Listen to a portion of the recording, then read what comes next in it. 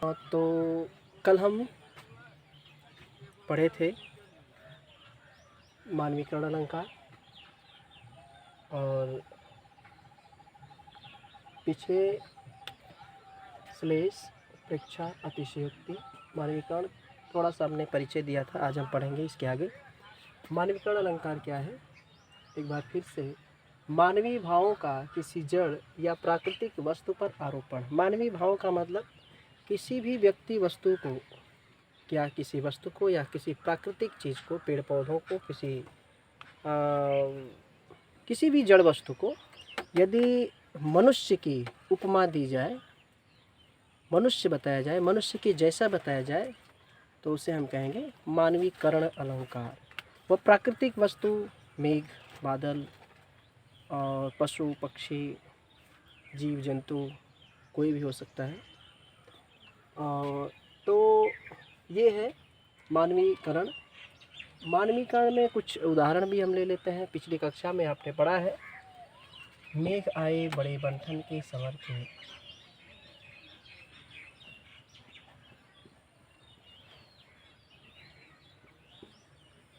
बड़े बंठन के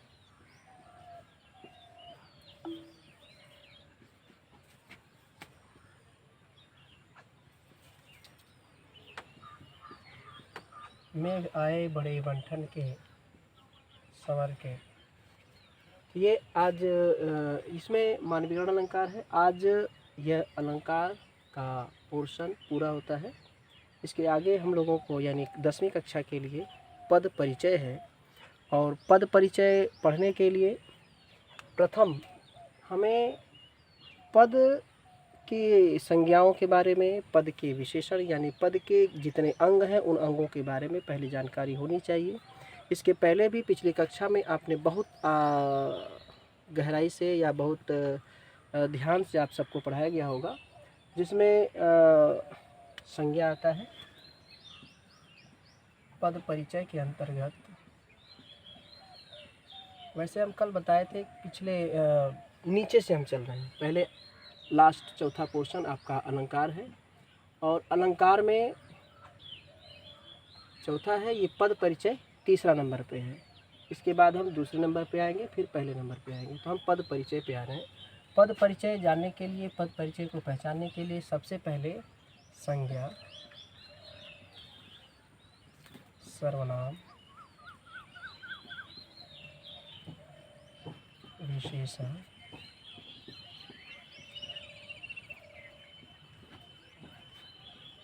क्रिया विशेषण और उस पद का इन सबसे क्रियाओं से संबंध आदि को बताया जाता है। तो सबसे पहले हम इन पद परिचय को हम समझेंगे, पद परिचय क्या है। इसके बाद हम संज्ञा, सर्वनाम, विशेषण, क्रिया विशेषण को हम समझने का प्रयास करते हैं। तो पद परिचय अब हम शुरू करते हैं। किसी भी पद का, जैसे हम मान सकते हैं कि एक शब्द है एक, किसी वृक्ष का नाम ले सकते हैं आम। यह एक आम एक शब्द है, यह किसी का नाम है, इसका नाम हो सकता है, वृक्ष का नाम है। ये संज्ञा है। संज्ञा का मतलब है नाम देना, नाम देना। और ये आम है और यह संज्ञा है। कौन सी संज्ञा है? वृक्ष अगर कहा जाए तो जातिवाचक संज्ञा है, लेकिन और यह आम है तो यह व्यक्तिवाचक संज्ञा हो सकती है। संज्ञाओं में भी 3 प्रकार की संज्ञा है। तो इसमें संज्ञा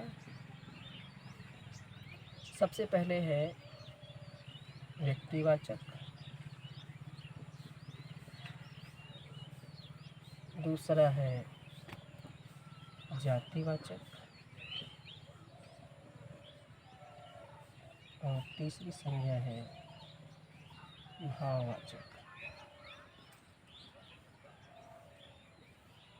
व्यक्ति विशेष को बताने वाले जो नाम होते हैं वे व्यक्तिवाचक संज्ञा होते हैं, और जो जाति विशेष को बताने के शब्द होते हैं वे जातिवाचक संज्ञा, जो भाव को बताते हैं। भाववाचक संज्ञा के अंतर्गत बहुत सारी चीज़ें आ जाती हैं, जिसमें जिसका स्वाद लिया जा सकता है, जिसका अनुभव किया जा सकता है, जिसको पढ़ा जा सकता है, जिसको सुना जा सकता है, वे सारी चीज़ें। जैसे पढ़ने वाली चीज़ें, जितनी सब्जेक्ट आप पढ़ते हैं, हिंदी, अंग्रेजी, संस्कृत, गणित, विज्ञान, ये सारी चीज़ें भाववाचक संज्ञा के अंतर्गत आती हैं।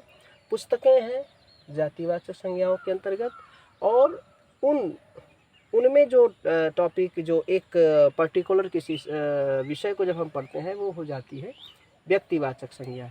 वैसे ही किसी मनुष्य का नाम ले लिया जाए तो मोहन एक व्यक्तिवाचक संज्ञा है। मोहन एक पुरुष या लड़का हो सकता है, तो यह एक जातिवाचक संज्ञा है। और मोहन बहुत ही दयालु है, तो यह दयालु जो शब्द है भाववाचक संज्ञा है। इसकी विशेषता अगर बता रहा है तो दयालु एक भाववाचक संज्ञा कह सकते हैं। और ये अच्छा लड़का है, बुरा लड़का है, ये सब भाव को बताते हैं। ये किस प्रकार से है, तो संज्ञाओं के अंतर्गत व्यक्तिवाचक, जातिवाचक, भाववाचक संज्ञा, और सर्वनाम के अंतर्गत पहले हम सर्वनाम को जानते हैं। संज्ञा की परिभाषा आपको वापस एक बार फिर से जानना जरूरी है। किसी भी व्यक्ति, वस्तु, परिस्थिति, घटना आदि के नाम को, किसी भी व्यक्ति, वस्तु, परिस्थिति,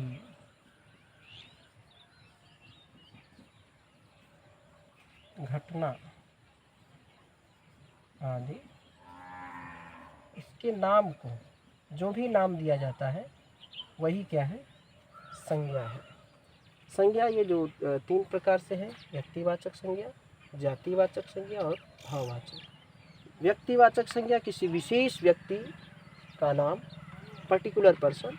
जातिवाचक उसकी जाति, वह किस जाति का है। जाति का मतलब उसकी, मनुष्य की जाति, यह पुरुष है, वह स्त्री है, उसकी जाति है। आम है, अगर आम को हम जातिवाचक कहें तो आम की श्रेणियों को हमें जानना पड़ेगा। हमें हमारे दिमाग में यदि आम की श्रेणियाँ आ रही हैं तो आम वो जातिवाचक संज्ञा के अंतर्गत आ जाएगा, लेकिन इसको हम व्यक्तिवाचक संज्ञा के अंतर्गत कहेंगे। अगर वृक्षों में बहुत सारे, बगीचे में बहुत सारे वृक्ष हैं, उसमें एक पेड़ आम है, तो हम आम को व्यक्तिवाचक संज्ञा कहेंगे। अगर केवल आम के ही वृक्ष हैं और उसमें आम है, तब वो आम का वृक्ष जातिवाचक संज्ञा के अंतर्गत होगा। और वही आम का नाम हमें लेना पड़ेगा, दशहरी है, फजली, अब जो भी जितने भी नाम होते हैं उनके नाम के अंतर्गत उसको, उस आम को, यानी वो व्यक्तिगत नहीं हो जाएगा, वो जातिवाचक हो जाएगा। यदि हम केवल आम कहेंगे तो वह जातिवाचक हो जाएगा। या इसी तरह से संज्ञाओं की परिभाषा या संज्ञाओं को पहचाना जाता है। तो कुछ ऐसी संज्ञाएं होती हैं जिनमें जातिवाचक संज्ञा किसी परिस्थिति के आधार पर, मैंने यह लिख दिया है, व्यक्ति, वस्तु, परिस्थिति, घटना आदि के नाम को संज्ञा कहेंगे। उस परिस्थिति के आधार पर किसी व्यक्ति का नाम उसके गुण के आधार पर दिया जाता है। तो ठीक है, इतना। इसके बाद अगला हम लोग पढ़ेंगे सर्वनाम। इसको मिटा देते हैं, सर्वनाम को लिखते हैं। किसी भी, वो तो पहले से पता है आप सबको, अब तक आप कितनी हूँ बार class 5th, 1st, 2nd, 3rd से ही आप पढ़ते आए हैं संज्ञा, सर्वनाम, विशेषण आदि को। केवल पहचानना से इस है पद का परिचय। तो इसमें पदों की संख्या में अभी पिछली कक्षा में आपने पढ़ा होगा पद क्या है। पद का मतलब एक पर्टिकुलर जगह होता है जिस पर कोई विशेष व्यक्ति बैठा होता है या उसका सम्मान होता है, वही उसका पद है। अब हम आते हैं सर्वनाम। संज्ञा विशेष, संज्ञा के बदले बोले जाने वाले नाम को ही सर्वनाम कहते हैं। जैसे अब एक ही श्याम रोहन स्कूल जाता है, यह एक वाक्य है। अगर हम बार बार एक बार पूछें कहें रोहन स्कूल जाता है, फिर वापस हम बोले रोहन पढ़ता है, या फिर हम बोलें रोहन स्कूल से घर आता है, फिर हम बोले रोहन के माता पिता का ये कारोबार है, फिर हम बोले रोहन, तो ये थोड़ा सा इसको पुनरुक्ति दोष कहेंगे। और इसी दोष को मिटाने के लिए सर्वनाम शब्दों का प्रयोग किया जाता है। पुनरुक्ति दोष,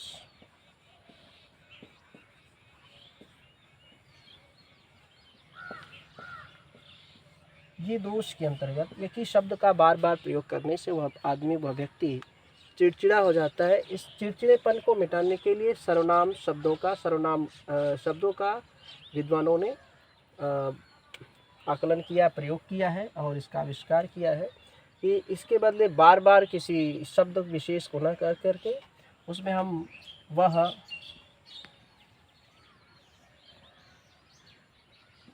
आप,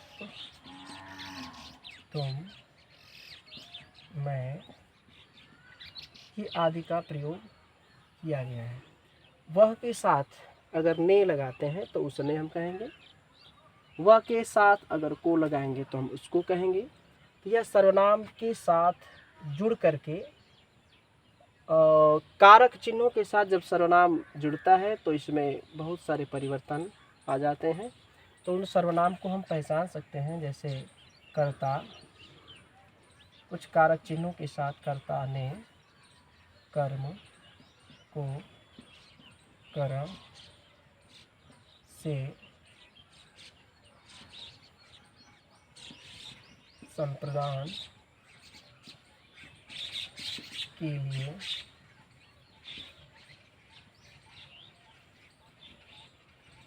और अपादान,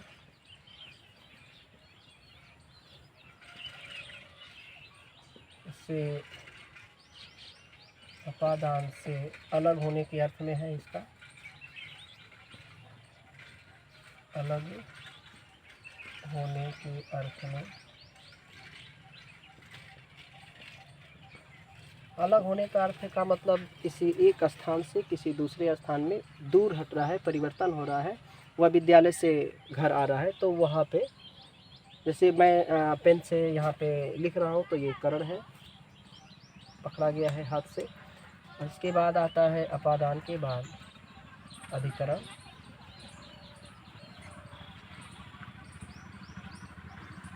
और है संबोधन।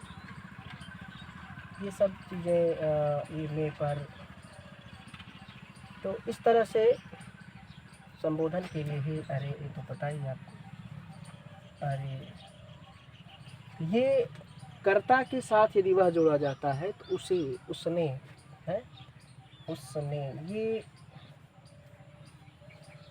ने जोड़ा जाए तो वह उसने बनेगा। अगर इसमें जोड़ा जाएगा तो आपने, इसमें जोड़ा गया तुमने, इसमें जोड़ा गया तो मैंने, ये शब्द बनेगा, क्योंकि ये सभी कर्ता कारक ये सर्वनाम के अंतर्गत आएंगे। इस तरह से अधिक शब्दों को आप स्वयं से भी जोड़कर पहचान सकते हैं। कुछ शब्द लिखे जा सकते हैं, जैसे वह ने यानी उसने, आपके लिए आपने, और आपने, तुमने, मैंने, ये सभी भी सर्वनाम के अंतर्गत। ऐसे प्रश्न या ऐसा कैसे एक वाक्य दे देता है कि आपने यह काम किया, तो आपने का अगर पूछा जाता है कि इसका पद परिचय बताइए, तो पद परिचय के अंतर्गत सर्वप्रथम इसमें आपने के लिए आप सर्वनाम कह सकते हैं, जिसमें आप है और कर्ता है, इसलिए उसके ऊपर प्रभाव पड़ रहा है। यह एक सर्वनाम का, है ना, रूप है। तो सर्वनाम के अंदर इसके कुछ भेद भी हैं। तो पहले हम बारी बारी से इसको ही हम कह लेते हैं, समझ लेते हैं, फिर अगले दिन हम एक इसके अंदर जो चीज़ें हैं उसको समझने का प्रयास करेंगे। अभी ये तो सर्वनाम आपको समझ में आ गया होगा। वह एक और है जिसको वे कहेंगे। वे किसी दूसरे व्यक्ति को, दूर खड़े व्यक्ति को हम यह इंडिकेट करते हैं वे, क्योंकि वह का ही रूप है बहुवचन के अंतर्गत। तो ये सभी सर्वनाम के अंतर्गत आते हैं। इसमें सर्वनाम में भी कई भेद हैं, पुरुषवाचक सर्वनाम, तो इसको हम बाद में हम समझेंगे। इसके बाद आता है विशेषण, और ये आपको पता हो गया है कि यह पुनरुक्ति दोष से बचने के लिए सर्वनाम शब्दों का प्रयोग किया जाता है। इसके बाद है विशेषण। विशेषण क्या है? विशेषण का मतलब ये है जो चीज़ें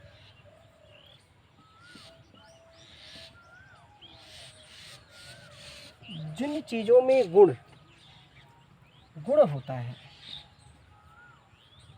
मीठापन, तिक्तपन या और भी बहुत चीज़ें होता है, वो विशेषण के अंतर्गत आता। अच्छा है, बुरा है, काला है, गोरा है, नीला है, ये सब जो रंग है ये भी उसके गुण के अंतर्गत आता है। गुण है, रंग है, या हम कह सकते हैं गुणधर्म, एक ही साथ इन दोनों को गुणधर्म कह सकते हैं। गुणधर्म का मतलब जो वस्तु में जो अपना रंग या गुण जो धारण की हुई है उसी को हम गुणधर्म कहते हैं। तो ये विशेषण के अंतर्गत वही चीज़ें अच्छा, बुरा, काला, गोरा, नीला, पीला, ये चीज़ें आती हैं। अब इसको हम लिख लेते हैं। गुणधर्म के अंतर्गत क्या क्या चीज़ें हैं?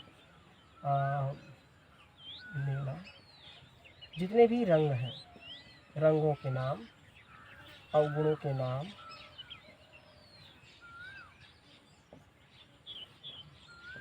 अवगुणों के नाम, गुणों के नाम,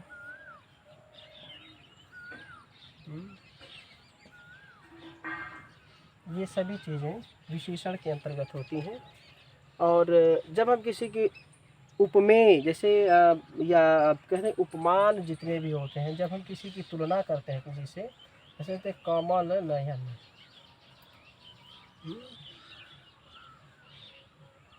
कमल नयन, ये जो कमल है यह प्राकृतिक वस्तु है, ये नयन, ये आँख है, ये गुणधर्म है इसका। नयन का जो गुण है वह कमल जैसा है, यह भी विशेषण के अंतर्गत हम कह सकते हैं।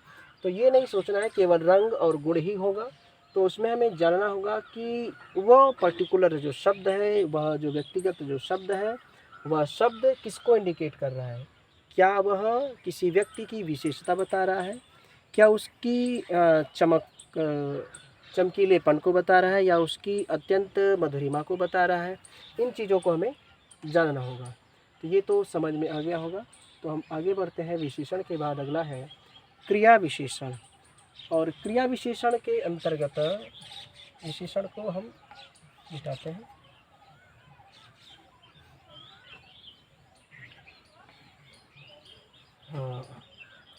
क्रिया विशेषण,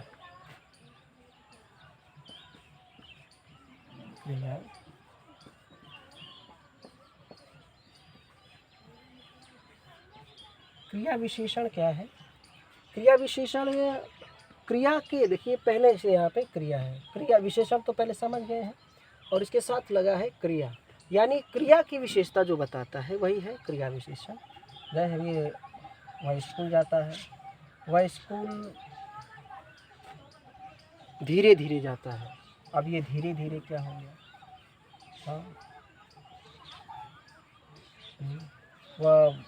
वह पढ़ता है, बहुत तेज पढ़ता है, वह तेज जो है, यानी ये धीरे धीरे पढ़ना, धीरे धीरे चलना, धीरे धीरे खेलना, या वह तेज पढ़ना, तेज चलना, तेज काम करना। तो ये जो चीज़ें हैं ये विशेषता बता रही हैं उन क्रियाओं की, जो क्रियाएं प्रकृति में की जा रही हैं या किसी व्यक्ति विशेष के द्वारा की जा रही हैं। उन क्रियाओं की जो विशेषता बताया जा रहा है वही है क्रिया विशेषण। तो इतना आज के लिए बस इतना ही रहेगा, और इसको हम कल अगले दिन संज्ञा और इसके विशद के अंतर्गत, और सर्वनाम इसके विशेष रूप के अंतर्गत, विशेषण और इसके अंतर्गत जो भी विशेष चीज़ें हैं, और क्रिया विशेषण के अंतर्गत जो विशेष चीज़ें हैं जिनको कैसे आसानी से समझ सकते हैं, इसकी चर्चा अगले दिन करेंगे। तो आज के लिए बस इतना ही। नमस्कार, बाय।